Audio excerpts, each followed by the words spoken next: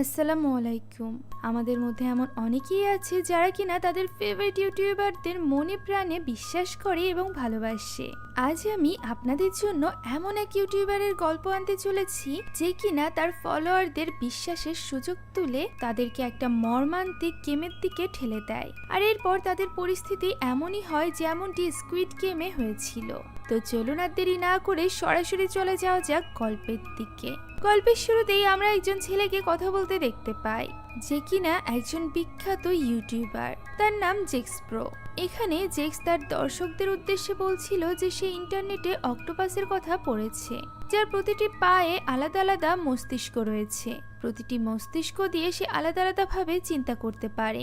এটা জানার পর তার মাথায় একটি বুদ্ধি এসেছে, একটি গেম যার নাম হবে অক্টো গেম।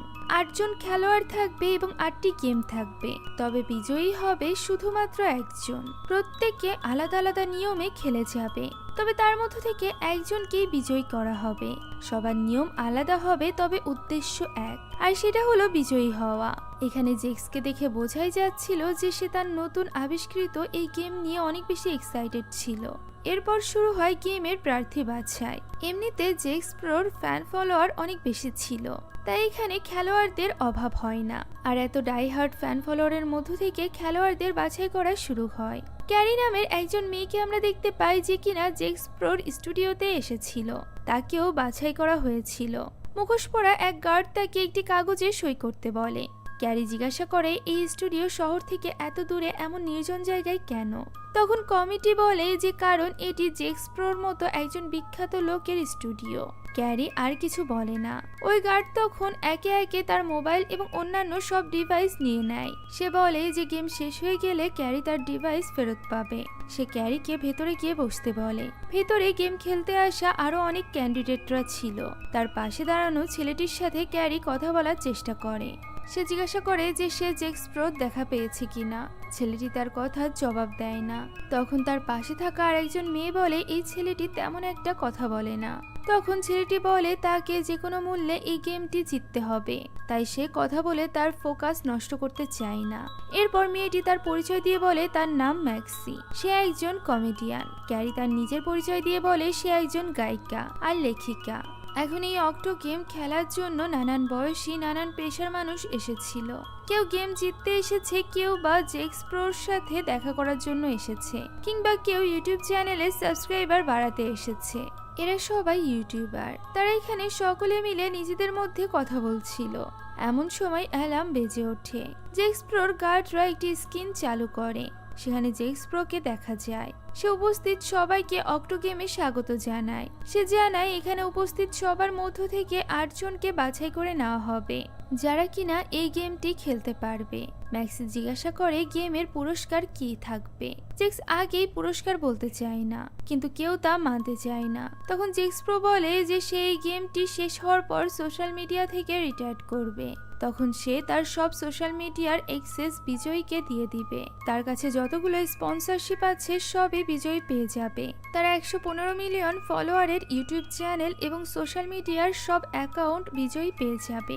এই অবিশ্বাস্য পুরস্কারের কথা শুনে সবাই প্রচন্ড এক্সাইটেড হয়ে যায়, যেহেতু তাদের সকলেরই স্বপ্ন ছিল একজন সাকসেসফুল ইউটিউবার হওয়ার। এত পুরস্কার কেউই আশা করেনি। জেক্স এবার প্রথম গেমের নিয়ম বলে। এই গেমের নাম সাইমন সেজ। গেমের নিয়ম বেশ সোজা। জেক্স তাদের সবাইকে কিছু কাজ করতে বলবে এবং তাদের সেই সকল কাজ করতে হবে। আর এই নির্দেশ দেওয়ার আগে সে সাইমন সেজ বলবে। যেমন যদি বলা হয় সাইমন সেজ লাফাও, তাহলে সবাইকে লাফাতে হবে। তবে সাইমন সেজ না বলে যদি বলা হয় শুধু লাফাও, তাহলে এই ক্ষেত্রে কাউকেই লাফানো যাবে না। আর যদি কেউ লাফায় তাহলে সে ডিসকোয়ালিফাইড হয়ে যাবে। সাইমন সেজ বলে নির্দেশনা করা কাজগুলোই করতে হবে। এভাবেই ডিসকোয়ালিফাইড হতে হতে শেষ 8 জনই যাবে পরবর্তী রাউন্ডে। এখন তাদের পরিচয় হয় এলিমিনেটরের সাথে। এটি একটি কস্টিউম পরা শেয়াল ছিল, যা দেখতে খুবই কিউট ছিল। সব পরিচয়ের পর শুরু হয় গেম। আমরা একজন মুখোশ পরা গার্ডকে দেখতে পাই যে কিনা বন্দুক নিয়ে এক কোণায় বসে আছে। খেলা শুরু হয়ে যায়। সাইমন সেজ বলে তাদেরকে বিভিন্ন নির্দেশনা দেওয়া হয়, যেমন তালি দাও, নাক ছৌ ইত্যাদি। এরপর মাথায় হাত দিতে নির্দেশ দেওয়া হয়, তবে সাইমন সেজ বলা হয় না। তবুও ভুলে একজন ছেলে মাথায় হাত দিয়ে দেয়। যার ফলে এখন শুরু হয় এলিমিনেটরের কাজ। সে সেখানে আসে এবং ওই ছেলেটির সাথে হ্যান্ডশেক করে এবং সাথে সাথেই হাতুড়ি দিয়ে ওই ছেলেটিকে বাড়ি মেরে ফেলে। ঘটনার আকস্মিকতায় সবাই হতভম্ব হয়ে যায়। এসব দেখে ভয় পেয়ে একজন মেয়ে সেখান থেকে পালানোর চেষ্টা করে, তবে তাকে তখনই গুলি করে মেরে ফেলা হয়। মুখোশ পরা লোকগুলো বলে যে কেউ যদি এখান থেকে পালানোর চেষ্টা করে তাহলে তাকে সাথে সাথেই এলিমিনেট করে দেওয়া হবে। এই খেলায় এলিমিনেট মানেই মৃত্যু। এখন স্ক্রিনে আবারও ভেসে ওঠে জেক্স। একজন মেয়ে তাকে বলে সে এই ব্যাপারে তাদেরকে আগে কিছু বলেনি। ওই মেয়েটিকেও এলিমিনেট করে দেওয়া হয়, অর্থাৎ গুলি করে মেরে ফেলা হয়। আর এরপর জেক্স বলে এখনো 12 জন রয়েছে, কিন্তু তাদের তো দরকার 8 জনের, তাই সাইমন সেজ গেমটি কন্টিনিউ করতে হবে। আবারও শুরু হয় সাইমন সেজ। তাদের বলা হয় এক পায়ে দাঁড়িয়ে থাকতে। একজন ছেলে পা নড়ে গেলে তাকে গুলি করে মেরে ফেলা হয়, আর এরপর নিঃশ্বাস বন্ধ করতে নির্দেশ দেওয়া হয়, যেটা একটি অসম্ভব ব্যাপার ছিল। আর এই কারণেই পরপর 3 জন এই গেমে এলিমিনেট হয়ে যায়। একজন দৌড়ে পালিয়ে যেতে চাইলে তাকেও এলিমিনেট করে দেওয়া হয়। এভাবেই প্রথম রাউন্ডের গেম শেষ হয়। বাকি থাকে 8 জন খেলোয়াড়। জেক্স আবারও স্ক্রিনে আসে এবং 8 জন খেলোয়াড়কে অভিনন্দন জানায় এই রাউন্ড শেষ করার জন্য। সে বলে এখন সে তার 115 মিলিয়ন ফলোয়ারের সাথে তাদের পরিচয় করিয়ে দিবে। সবাই যেন ক্যামেরার সামনে গিয়ে নিজেদের পরিচয় এবং পেশা বলে। যে জানাতে অসম্মত হবে তাকে এলিমিনেট করে দেওয়া হবে। একে একে সবাই তাদের পরিচয় দিতে থাকে। এখানে সবার ইউটিউব চ্যানেল আছে যারা বিভিন্ন ফিল্ডে কাজ করে থাকে। এখন এরপর একজন কর্মী জেক্স প্রোর বাড়িতে গিয়ে আজকের ফুটেজ দিয়ে আসে। সে খুব খুশি হয়ে যায় এবং তার গার্লফ্রেন্ড লুনাকে ডাকতে থাকে। লুনাও ফুটেজ দেখে খুব খুশি হয়ে যায় এবং বলে যে এই গেম শেষ হলে তারা এখান থেকে অনেক দূরে পালিয়ে যাবে। তখন তাদের ফলোয়ারদের নিয়ে চিন্তা করতে হবে না এবং ফলোয়ারদের মতো আর চলতে হবে না। তারা নিজেদের মতো করে চলতে পারবে। কেউ তাদেরকে চিনবে না এবং কেউ তাদের নিয়ে ভাববেও না। যাই হোক, এখন গেমের ভ্যানুতে খেলোয়াড়দের থাকার জায়গা দেওয়া হয় এবং তাদের নতুন পোশাক পরতে বলা হয়। তাদের আগের পোশাকগুলো কর্মীরা নিয়ে নিয়েছিল। আর এরপর তারা নিজেদের কথা বলতে শুরু করে। সবাই প্রচন্ড ভীত ছিল। তাদের সবাইকে একসাথে থাকতে হবে। এখানে রুথ নামের একজন কুকিং ইউটিউবার বলে 100 মিলিয়ন ফলোয়ার সহজ কথা নয়। তাদের এজন্য যা করতে হবে এর ভেতর দিয়ে তারা যেতে পারবে না। ওয়াল্টার নামের একজন বিজনেসম্যান স্টিভ নামের আরেকজনকে এসে বলে এখানে যারা এসেছে সব আজে বাজে লোকেরা। সে এবং স্টিভই একমাত্র স্মার্ট, তাই তাদের একত্রে থাকা উচিত। উত্তরে স্টিভ বলে সে এখানে বন্ধু বানাতে আসেনি। এবার তাকে ওয়াল্টার বোঝানোর চেষ্টা করে যে একসাথে থাকলে কি লাভ হতে পারে। স্টিভ বলে সে তার সাথে থাকতে পারে, তবে বন্ধু হিসাবে নয়। অর্থাৎ তারা দুজন এখন একটা টিম হয়ে যায়। আর এরপর শুরু হয় দ্বিতীয় খেলা হপস্কপ। পার্টিসিপেন্টদের লাফিয়ে একটি জায়গা পার করতে হবে। সেই জায়গাটিতে যতক্ষণ পর্যন্ত নীল আলো জ্বলবে ততক্ষণই সে লাফাতে পারবে, কিন্তু লাল আলো জ্বললেই তাকে থামতে হবে। আর যদি লাল আলো জ্বলা অবস্থায় কেউ লাফায় বা নড়ে তাহলে তাকে এলিমিনেট করে দেওয়া হবে। ক্রমান্বয়ে তাদেরকে ডাকা হবে এই খেলার জন্য। আর যখনই কেউ এই ভুল করবে, অর্থাৎ লাল আলো জ্বলা অবস্থায় নড়বে এবং সে এলিমিনেট হয়ে যাবে, তখনই গেমটি শেষ হয়ে যাবে। এখন নাম্বার অনুযায়ী প্রথম প্রতিযোগী যায় এবং সে খেলা শেষ করে আসে। দ্বিতীয় প্রতিযোগী যখন যায় তখন দেখা যায় স্টিভ শীষ দিয়ে তার মনোযোগ নষ্ট করার চেষ্টা করছে, যাতে করে সে এলিমিনেট হয়ে যায়। কেননা তার আগের খেলোয়াড় এলিমিনেট হয়ে গেলে তাকে আর খেলতে হবে না। এখানে দ্বিতীয় নং পার্টিসিপেন্ট অনেক কষ্টে এই গেমটি শেষ করে। তৃতীয় জন আসলে স্টিভ আবারও শীষ দেয়। তার শীষ শুনে খেলোয়াড় মনে করে যে হয়তোবা নীল আলো জ্বলেছে এবং লাফ দেওয়ার সময় হয়েছে। সে লাল আলো জ্বলা অবস্থায় লাফ দিয়ে দেয় এবং এলিমিনেট হয়ে যায়। এলিমিনেটর তাকে প্রচন্ড মারতে থাকে। ক্যারি তাকে থামানোর চেষ্টা করলে তাকেও সে আঘাত করে। শেষ পর্যন্ত মেয়েটিকে মেরে ফেলা হয়। আর এভাবেই এই গেমটি শেষ হয়। তারা সবাই ফিরে আসে। ক্যারি তখনও পর্যন্ত শক ছিল। ম্যাক্সি তাকে বলে যে তার এই কাজ করা উচিত হয়নি। সবার আগে নিজের জীবনের কথা নিয়ে চিন্তা করা উচিত। ওয়াল্টার এসে ক্যারির সাহসিকতার প্রশংসা করে। তখন ম্যাক্সি জিজ্ঞাসা করে যে ওয়াল্টার কি চায়। ওয়াল্টার বলে সে চায় তাদের সাথে থাকতে, তারা একসাথে কাজ করতে চায়। ম্যাক্সি বলে কিছুক্ষণ আগে সে স্টিভের সাথে ছিল। তখন ওয়াল্টার বলে সে তার সাথেই থাকবে, যে কিনা তাকে সাহায্য করবে। এবার মেয়েরা তার কথাই রাজি হয়ে যায়। একইভাবে রুথ একজন পুরুষকে খুঁজছিল যে কিনা তাকে সাহায্য করতে পারে। সেখানে আর্জুন স্টিভ সবার কাছে যায়। তার কথায় স্টিভ বিরক্ত হয়ে তাকে খুশি বসিয়ে দেয় এবং সবাইকে সাবধান করে বলে তার থেকে দূরে থাকতে। এরই মধ্যে তৃতীয় গেমের জন্য ডাক আসে। অন্যদিকে আমরা জ্যাক্স প্রোর গার্লফ্রেন্ড লিনাকে দেখতে পাই, যে কিনা সব খেলোয়াড়দের মোবাইল নিয়ে বসেছিল এবং তাদের পরিবারের মানুষদেরকে বিভিন্ন রকমের মেসেজ করছিল, যাতে করে কেউ সন্দেহ না করে যে তারা কত বড় বিপদে আছে। এখন জ্যাক্স এসে বলে যে আর মাত্র 3 দিন, এরপর তারা সবকিছু ফেলে অনেক দূরে কোনো এক দ্বীপে চলে যাবে এবং সুখে বাস করবে। শুরু হয়ে যায় তৃতীয় গেম, অবস্টিকল কোর্স। তাদের সবাইকে চোখ বেঁধে একটি খোলা প্রান্তরে নিয়ে যাওয়া হয়। জ্যাক্স প্রো এসে বলে যে তাদের বাড়ি যাওয়ার একটি সুযোগ দেওয়া হবে। সামনে রাখা অবস্টিকলটি যে 60 সেকেন্ডের মধ্যে পার হতে পারবে সে নিজের বাড়ি ফিরে যেতে পারবে, আর এর জন্য কাউকে জোর করা হবে না। নিজের ইচ্ছাতে যে কেউ এই গেমটি খেলতে পারবে। তখন একজন মেয়ে এগিয়ে আসে। সে খেলা শুরু করলে দেখা যায় এলিমিনেটরও তার পেছন পেছন অবস্টিকলের ভেতরে ঢুকেছে। এলিমিনেটর তাকে বাধা দেওয়ার চেষ্টা করে। মেয়েটি কোনো মতে বের হয়ে আসে, তবে তাকে গুলি করে এলিমিনেট করে দেওয়া হয়, কেননা সময়ের মধ্যে সে করতে পেরেছিল না। আর কেউ আগ্রহী কিনা জানতে চাইলে ক্যারি এগিয়ে আসে। গেম শুরু হতে যাবে ঠিক তখনই ক্যারি তাদেরকে থামায় এবং বলে সে জ্যাক্স প্রোর এই গেমটি কন্টিনিউ করবে, অর্থাৎ সে অবস্টিকলের গেম খেলে বাড়ি ফিরবে না। হয়তোবা সে এখানেই মারা যাবে, তবে যদি সে কোনোভাবে গেমে জিততে পারে তাহলে তো তার জীবনই পাল্টে যাবে। অর্থাৎ লোভে সে সেখানেই আটকে যায়। এখন এখানে ছিল মোট 6 জন প্লেয়ার, যাদের মধ্য থেকে কেউই এই গেমটি খেলে বাড়ি যেতে চায় না। ফলে তাদেরকে আবারও আস্তানায় ফিরিয়ে নেওয়া হয়। আস্তানায় আমরা একজন গার্ডকে কিছু একটা লুকাতে দেখতে পাই। আরেকজন কর্মী তাকে দেখে ফেলে এবং বলে উল্টোপাল্টা করলে তার ভয়ানক শাস্তি ভোগ করতে হবে। এখানে আমরা জানতে পারি যে এই সকল কর্মীদের বড় কোনো উপকার করেছিল জ্যাক্স প্রো, যে কারণে তারা এখন তাকে এই ভয়ানক খেলায় সাহায্য করছে। জ্যাক্স প্রোর বাড়িতে লিনার কাছে কল আসলে লিনা বাহানা বানিয়ে বাইরে চলে যায় কলে কথা বলার জন্য।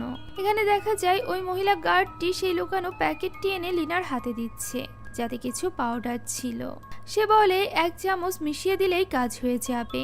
লিনা তাকে ধন্যবাদ জানায় এবং বলে সপ্তম গেমের পর যখন টাকা পাবে তখন সে মেয়েটিকে তার পেমেন্ট দিয়ে দিবে। এ থেকে আমরা ধারণা করতে পারি যে লিনা জ্যাক্স প্রোকে ধোকা দিচ্ছিল। এখন ওই রাতে আর্জুন আসে ক্যারির কাছে এবং বলে সে বাইরে যাবে পালানোর রাস্তা খুঁজতে। তখন ক্যারি বলে এখানে দাঁড়িয়ে থাকা এলিমিনেটর তাদেরকে যেতে দিবে না। অর্জুন বলে অনেকক্ষণ ধরেই এলিমিনেটর একইভাবে দাঁড়িয়ে আছে, খুব সম্ভবত তার ভেতরে কোনো মানুষ নেই। এখন এখানে অর্জুন যখন তার কোড়াল ধরতে চায় এলিমিনেটর তার হাত ধরে ফেলে। অর্জুন ভয় পেয়ে নিজের জায়গায় ফিরে যায়। এরপর চতুর্থ গেম অর্থাৎ মিউজিক্যাল চেয়ার শুরু হয়। গান বাজতে থাকবে এবং সবাই চেয়ার ঘিরে ঘুরতে থাকবে। গান বন্ধ হয়ে গেলে চেয়ারে বসে পড়তে হবে। মানুষ 6 জন অথচ চেয়ার 5টা, অর্থাৎ যে বসতে পারবে না তাকে এলিমিনেট করে দেওয়া হবে। এছাড়া এই গেমে একজন বিজয়ী ঘোষণা করা হবে, যার অ্যাকাউন্টে 8 কোটি টাকা পাঠিয়ে দেওয়া হবে। এ কথা শুনে ম্যাক্সি বলে যে সে তো তাদেরকে মেরে ফেলছে, তাহলে তারা ওই টাকা দিয়ে কি করবে। জ্যাক্স বলে এই টাকা তাদের পরিবারের কাজে আসতে পারে। এখন গেম শুরু হয়। এলিমিনেট হয়ে যায় অর্জুন, তাকে টেনে অন্য ঘরে নিয়ে যাওয়া হয়। আর এরপর এক এক করে সবাই এলিমিনেট হতে থাকে।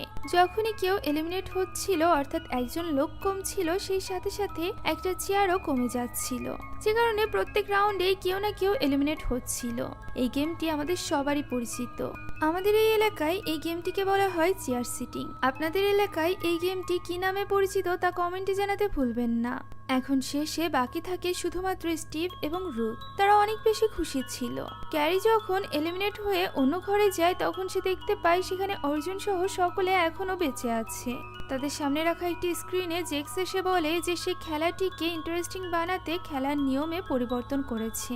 শেষে যে 2 জন থাকবে তার মধ্য থেকে একজন বিজয়ী হবে, অর্থাৎ একজন পাবে 8 কোটি টাকা। বাকি যে হেরে যাবে সে মারা যাবে। এর মানে হলো স্টিভ এবং রুথের মধ্য থেকে যে কোনো একজন এলিমিনেট হবে। এখন তারা দুজনের খেলা দেখতে থাকে। দেখা যায় রুথ জিতে যাচ্ছে। এমনটা দেখে স্টিভ তার গলা চেপে ধরে এবং তাকে মারতে আরম্ভ করে। সে রুথকে এখানে খুব খারাপভাবে আহত করে নিজে চেয়ারটিতে বসে যায়। অর্থাৎ সে ধোঁকাবাজির মাধ্যমে এই রাউন্ডটি জিতে যায়, যা স্ক্রিনে সবাই দেখছিল। তখন ওয়াল্টার সবাইকে বলে যে তাদের উচিত এই স্টিভের বিরুদ্ধে কিছু একটা করা, কারণ সে জেতার জন্য যে কোনো কিছু করতে পারে। বাকিদেরও এমনটি মনে হচ্ছিল। এখন এরপর জ্যাক্স ব্রো রুথের কাছে আসে।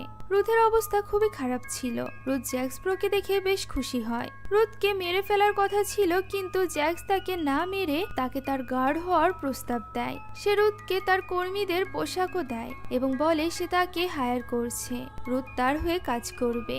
জ্যাক্স তাকে 2 কোটি টাকা দিবে এবং বাড়ি ফিরতে দিবে।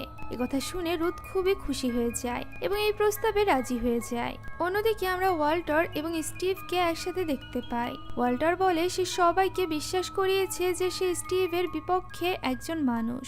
সবাই এখন তার দলে কাজ করার জন্য রাজি হয়েছে। স্টিভ বলে ওয়াল্টার যদি তার বিরুদ্ধে যায় সে ওয়াল্টারের ঘাড় ভেঙে দিবে। এ থেকে আমরা বুঝতে পারি যে এই সব কিছু স্টিভ এবং ওয়াল্টারের পরিকল্পনা ছিল। এখন এখান থেকে দৃশ্য পরিবর্তিত হলে আমরা আর্জুনকে দেখতে পাই, যে কিনা ম্যাক্সি এবং ক্যারির সাথে বসে কথা বলছিল। আর্জুন বলে তাদের ওয়াল্টারকে একদমই বিশ্বাস করা উচিত নয়। ম্যাক্সি বলে তাদের যে কোনো মূল্যে স্টিভকে এই গেম থেকে বের করতে হবে। ক্যারি এখনো এইসব নিয়ে বেশ হতাশ ছিল। এই সময় তাদেরকে চোখে কাপড় বেঁধে পঞ্চম গেমের জন্য তৈরি হতে বলা হয়। ওয়াল্টার এখানে এলিমিনেটরকে কিছু টাকা দিয়ে কোনো একটি কাজ করে দিতে বলে। এখন পঞ্চম গেম হলো হাইড অ্যান্ড সিক। তাদের সবাইকে একটি বাড়িতে নিয়ে যাওয়া হয়। আর্জুন, ক্যারি এবং ম্যাক্সিকে বলে যে তাদেরকে এই গেমের সময় বাইরে যাওয়ার রাস্তা খুঁজতে হবে। তারা যদি একজনও পালাতে পারে তাহলে বাকিদের জন্য সাহায্য নিয়ে আসতে পারবে। এই গেমের নিয়ম হলো তারা সবাই এই বাড়িতে লুকাবে এবং এলিমিনেটর তাদের খোঁজার চেষ্টা করবে। সবার আগে যাকে খুঁজে বের করবে সেই এলিমিনেট হয়ে যাবে। 1 মিনিটের মধ্যে সবাইকে লুকিয়ে যেতে হবে। এখন কাউন্টডাউন শুরু হয়ে যায় আর সবাই লুকাতে শুরু করে। বিভিন্ন জায়গায় সবাই লুকিয়ে পড়ে। সময় শেষ হয়ে আসলে ম্যাক্সি জায়গা খুঁজে পাচ্ছিল না, তাই সে বাধ্য হয়ে ওয়াল্টারের সাথে লুকিয়ে পড়ে। এখন এদিকে আর্জুন তাকে ইশারায় ওয়াল্টারের সাথে যেতে নিষেধ করে, কিন্তু সে এটা লক্ষ্য করে না। এখন এলিমিনেটর যখন খুঁজতে শুরু করে তখন সে প্রথমেই স্টিভকে খুঁজে পায়। স্টিভ সেখান থেকে দৌড়ে গিয়ে ম্যাক্সি এবং ওয়াল্টারের সাথে লুকিয়ে পড়ে। এলিমিনেটর তার পেছন পেছন যায়। অন্যদিকে ক্যারি চেষ্টা করে জানালা খুলে পালাতে, কিন্তু সে এক কর্মীর সামনে পড়ে যায়। এই কর্মী তার সামনে বন্দুক তাক করে দাঁড়ায়, তবে তাকে মারে না। অন্যদিকে যখন এলিমিনেটর সামনে চলে আসে তখন ওয়াল্টার ধাক্কা দিয়ে ম্যাক্সিকে তার সামনে ঠেলে দেয়। অর্থাৎ এই সবটা ওয়াল্টার এবং স্টিভের পরিকল্পনা ছিল, যাতে করে তারা একসাথে মিলে ম্যাক্সিকে এলিমিনেট করতে পারে।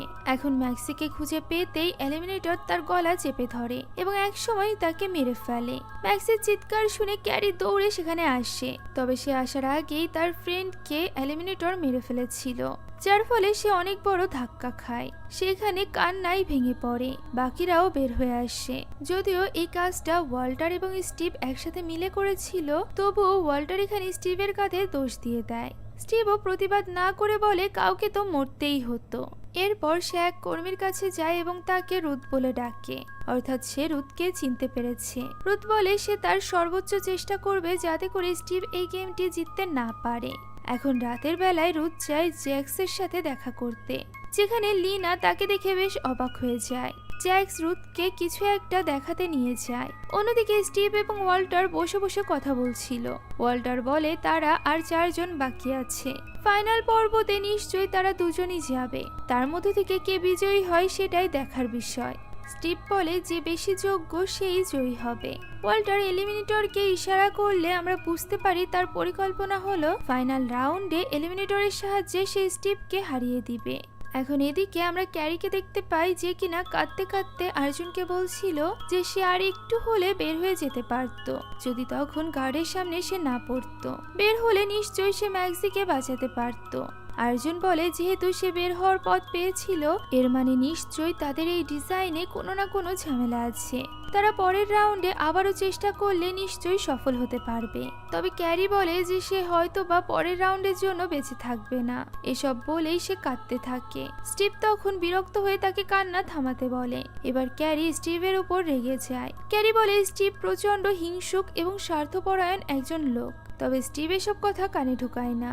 অন্যদিকে আমরা জ্যাককে দেখতে পাই যে কিনা রুথকে নিয়ে একটি বিশেষ রুমে যায় এবং সেখানে সে একটি দড়ি বাঁধা গার্ড মেয়েকে দেখিয়ে বলে এই মেয়েটির কাছে এক প্যাকেট বিষ পাওয়া গিয়েছে, যা দিয়ে সে জ্যাক্সকে মারার চেষ্টা করছিল। অন্য গার্ডরা তাকে ধরে ফেলেছে। জ্যাক্স রুথকে বলে এই গার্ডের সাথে কি করবে সেটা রুথের উপর নির্ভর করছে। রুথ তখন একটি হাতুড়ি দিয়ে পিটিয়ে পিটিয়ে ওই মেয়েটিকে মেরে ফেলে, আর এর ফলে জ্যাক্স রুথের উপর ভীষণ খুশি হয়ে যায়। এরপর শুরু হয় ষষ্ঠ গেম, যার নাম থিয়েটার বল। সবাইকে বাইরের কোথাও জড়ো করা হয়। ক্যারি বলে তাদের এখন পালানোর চেষ্টা করা উচিত।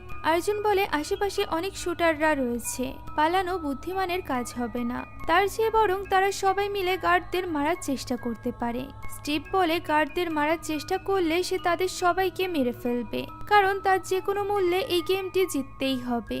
তখন ক্যারি বলে সে তো এর আগের গেমটিও হেরে গিয়েছিল, ধোঁকাবাজি করে সে আজ এখানে আছে।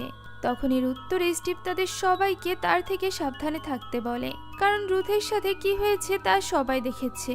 ওই সময় স্ক্রিনে জ্যাক্স চলে আসে এবং থিয়েটার বল খেলার নিয়ম বলতে থাকে। পোল থেকে একটি বল ঝুলতে থাকবে, তাদের অন্য পাশে বলটি পাঠাতে হবে। এই খেলাটি দুজন দুজন করে খেলবে এবং 3 রাউন্ডে খেলা হবে। প্রথম রাউন্ডে ক্যারির সাথে স্টিভ এবং অর্জুনের সাথে ওয়াল্টার খেলবে। যারা হেরে যাবে তাদেরকে আবার খেলানো হবে। এভাবে করে শেষ পর্যন্ত যে হারবে সেই এলিমিনেট হয়ে যাবে। সন্ধ্যা 7টার পর এই খেলা শুরু হবে এবং পরদিন হবে ফাইনাল খেলা। এসব বলে জ্যাক্স তাদেরকে শুভকামনা জানিয়ে চলে যায়। এখন বলটি আনা হয়। বল দেখে তারা প্রথমেই চমকে যায়, কারণ এই বলটি দেখেই বোঝা যাচ্ছিল যে এই বলের আঘাত কারোর গায়ে আসতে লাগবে না। এখন প্রথমে খেলে অর্জুন এবং ওয়াল্টার। এই রাউন্ডে জিতে যায় অর্জুন। অর্জুন বলে সে জানে ওয়াল্টারই ম্যাক্সিকে মেরে ফেলেছে এবং সে তার এই জয়টি ম্যাগজিন নামে উৎসর্গ করেছে। অর্জুন জিতে যাওয়ায় ক্যারিও খুব খুশি হয়ে যায়। শুরু হয় ক্যারি এবং স্টিভের খেলা। অর্জুন তার রক্তাক্ত হাত দেখিয়ে কিছু একটা ইশারা করে, তাই ক্যারি সেই বলটি হাত দিয়ে না ধরে চুপচাপ দাঁড়িয়ে থাকে। ফলে এই রাউন্ডে জিতে যায় স্টিভ, তবে তার হাতও রক্তাক্ত হয়ে যায়। স্টিভ বলে সে বুঝতে পারছে না যে ক্যারি কেন চুপচাপ দাঁড়িয়েছিল। ক্যারি বলে সে প্রথম রাউন্ডে তার হাতে আঘাত পেতে চায়নি। এবার যেহেতু সবার হাতই রক্তাক্ত, তাই সে বাকিদের থেকে ভালো খেলতে পারবে। একথা শুনে ওয়াল্টার বলে এমন করা তার মোটেও উচিত হয়নি, সে ধোঁকাবাজি করেছে। জ্যাক্স স্ক্রিনে এসে বলে সে ঠিক এইভাবে করেই বুদ্ধিমত্তার সাথে খেলতে বলেছে। পরের রাউন্ডে খেলবে যে দুজন হেরে গিয়েছে, অর্থাৎ ক্যারি এবং ওয়াল্টার। এবার ক্যারি ওয়াল্টারকে খুব সহজেই হারিয়ে দেয়। হেরে গিয়ে ওয়াল্টার বাঁচার জন্য কাঁদতে থাকে এবং ক্ষমা চাইতে থাকে, তবে তাকে মেরে ফেলা হয়। যেহেতু ক্যারির জন্য ওয়াল্টার মারা গিয়েছিল, তাই সে কাঁদতে থাকে। ওয়াল্টারকে গুলি করে দেওয়া হয়। গুলি করার আগে ওয়াল্টার এলিমিনেটরের মুখোশ টেনে খুলে ফেলে এবং বলে তাদের মধ্যে তো ডিল হয়েছিল। কিন্তু এলিমিনেটর তার কোনো কথাই শোনে না, বরং তাকে পিটিয়ে সেখানেই মেরে ফেলে। এরপর সে পাগলের মতো হাসতে থাকে। এখানে জ্যাক্স স্ক্রিনে আসে এবং বলে এবারের রাউন্ডটি বেশ মজাদার ছিল। পরের রাউন্ড অনুষ্ঠিত হবে সন্ধ্যা 7টায়। ফিরে গিয়ে অর্জুন এবং ক্যারি একে অপরের সাথে কথা বলে।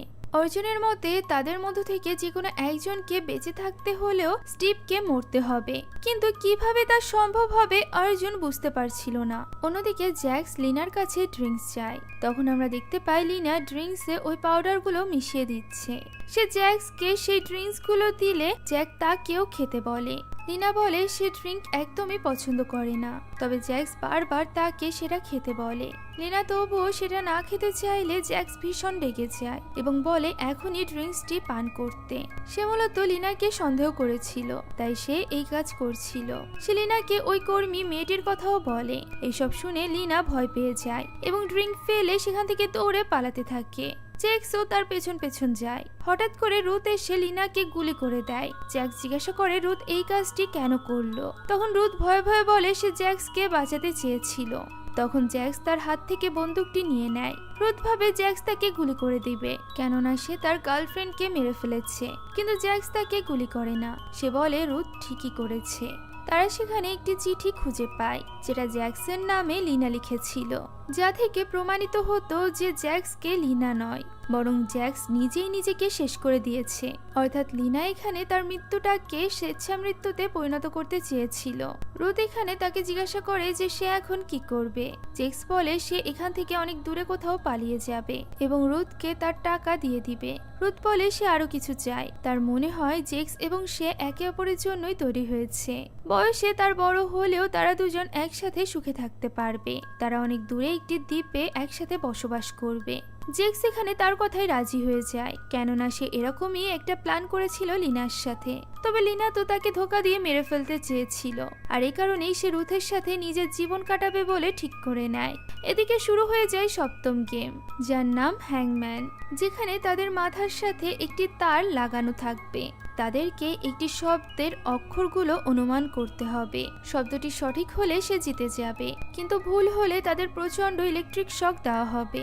আর এভাবে ইলেকট্রিক শকের কারণে যে আগে হার মানবে তাকে এলিমিনেট করে দেওয়া হবে। তারা এক একটি অক্ষর বলতে থাকে এবং ভুল হলে শক খেতে থাকে। শেষ পর্যন্ত স্টিভ সঠিক শব্দ বলে দেয় এবং সে বেঁচে যায়। শুরু হয় আরেকটি রাউন্ড। এবার রাউন্ডে মুখোমুখি ছিল আর্জুন এবং ক্যারি, অর্থাৎ দুজন কাছের মানুষ যারা কিনা কিছুতেই একে অন্যকে হারাতে চাইছিল না। আর্জুন যেহেতু ক্যারিকে অনেক পছন্দ করত, তাই সে চাইছিল না ক্যারি মারা যাক। আর এই কারণেই সে ক্যারিকে বাঁচানোর জন্য একের পর এক ভুল অক্ষর বলে যায় এবং ইলেকট্রিক শক খেতে থাকে। এক সময় এইভাবেই ইলেকট্রিক শক খেতে খেতে সে মারা যায়। ক্যারি প্রচন্ড কাঁদতে থাকে, তবে এই ক্ষেত্রে তার করারও কিছু ছিল না। জ্যাক্স এসে বলে পরদিন সকালে ফাইনালের জন্য তাদের কাছে আসবে সে। এখন ফিরে যাওয়ার পর স্টিভ ক্যারিকে বলে তার উচিত হেরে যাওয়া এবং সবচেয়ে যে বেস্ট তাকে জিততে দেওয়া।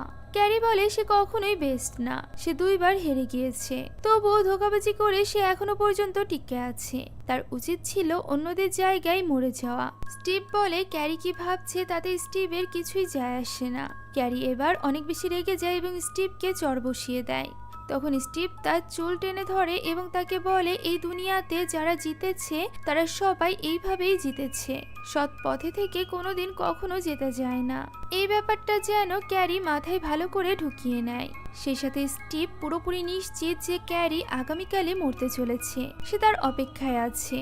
এখন পরদিন সকালে এলিমিনেটর যায় জ্যাক্সের সাথে দেখা করতে। জ্যাক্স তাকে থিটার বল গেমের সময় তার মাস্ক খুলে যাওয়ার জন্য প্রচন্ড বকাঝকা করে। সে এলিমিনেটরকে বলে যে তার চেহারা দেখতে একদমই ভয়ানক না, তাই তার মাস্ক খোলা উচিত হয়নি।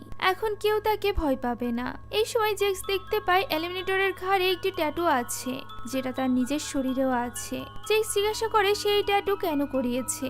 এলিমিনেটর বলে কারণ সে জ্যাক্সের মতো হতে চায়। জ্যাক্স এবার জানতে চায় মানুষ মেরে তার কেমন লেগেছে।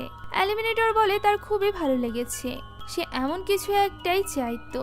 এসব কথা শুনে জ্যাক্স রুথকে ডাকে এবং রুথ গুলি করে এলিমিনেটরকে সেখানেই মেরে ফেলে। শুরু হয় শেষ খেলা, ক্যাপচার দ্য ফ্ল্যাগ। জ্যাক্স বলে যে এই খেলাটা শেষ হলে পুরো খেলার ভিডিও আপলোড করা হবে। তখন হয়তোবা তাদের পুলিশ অনেক জিজ্ঞাসাবাদ করবে, সবাই দেখবে তাদের সাথে কি কি হয়েছে, কিন্তু ততক্ষণে সে সবকিছু থেকে অনেক দূরে চলে যাবে। আর এরপর সে খেলার নিয়ম বলতে শুরু করে। খেলার নিয়ম খুবই সোজা। সামনে রাখা পতাকাটি তাদের দৌড়ে গিয়ে নিতে হবে এবং 3 সেকেন্ডের মতো ধরে রাখতে হবে। যেই কাজটি করতে পারবে সেই বিজয়ী হবে। তবে এই ক্ষেত্রে সে প্রতিপক্ষকে কিছুতেই হাত দিয়ে ধাক্কা কিংবা মারতে পারবে না।